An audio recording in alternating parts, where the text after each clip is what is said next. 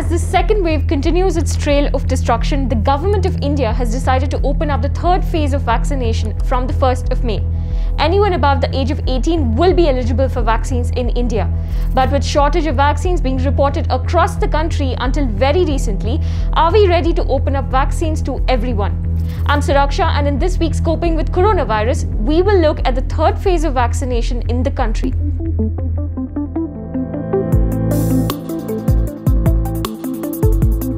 As per the new guidelines issued by the Government of India, registrations for Phase 3 of vaccinations will be open from April 28 on the CoWIN app. A very useful link on how to register for the vaccine is in the description. The change in vaccine policy follows the surge in cases in the country. India has seen over 3 lakh cases since the 20th of April, but doubts remain regarding availability and implementation. The question really is, did we do enough to cover all the first groups before we came to the groups that were further down the line? Have we covered all the healthcare workers? Have we covered all the essential workers? Have we covered all the above 60s? Have we covered all the above 45s? So I think you need to set yourself a goal. Say, once we reach 70% of this group, then we move and open up for the next group. We haven't done that. We've just set an arbitrary timeline and said, I completely, as I said, agree with the approach of opening up. But the approach of opening up has to balance with the supply and the delivery. And we followed the right approach, but we haven't focused on the supply and the delivery of vaccines. So in that sense, I think what it winds up creating is more confusion. For the last few weeks, many states like Maharashtra, Andhra Pradesh and Odisha have been reporting vaccine shortages. Hospitals are struggling with vaccine shortages and vaccine sites are shutting down. Instances of cancelled vaccine appointments, possibly due to the shortage of vaccines, continue to be reported. Now, if it was a situation of unlimited supply, well, obviously this is the right way to go.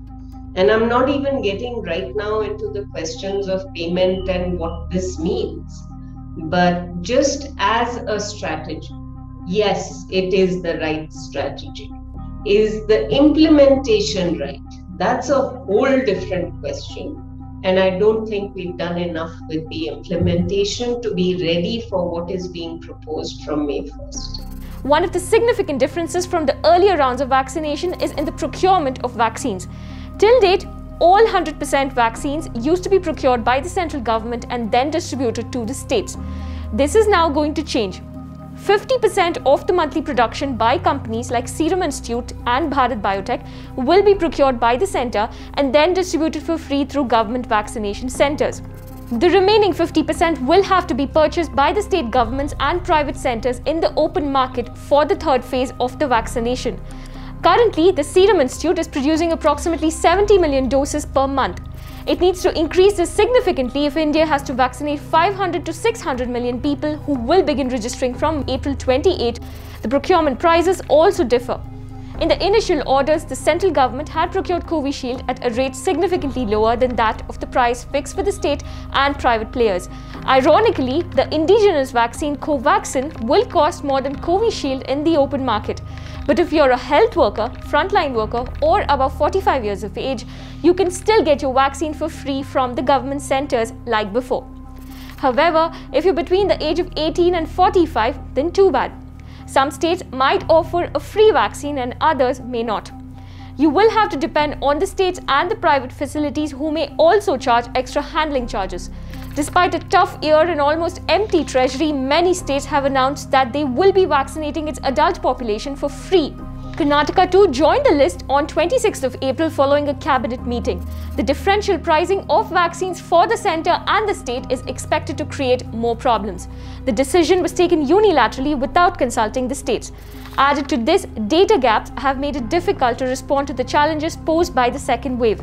For instance, if you have received Covishield in the first dose, would it be alright to take Covaxin in the second in case of a shortage? there just isn't enough research yet to say anything conclusively. I've been trying to tell the government for the last 3 months that this is what we should be doing. If we had started in February, we could have had data now showing us what mix and match schedules could give us in terms of immunogenicity. We would have early data on safety. We haven't done it.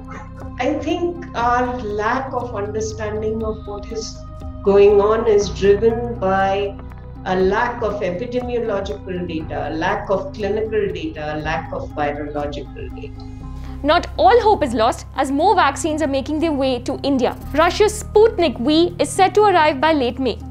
Pfizer has offered a not-for-profit rate to India but will be supplied only through government channels.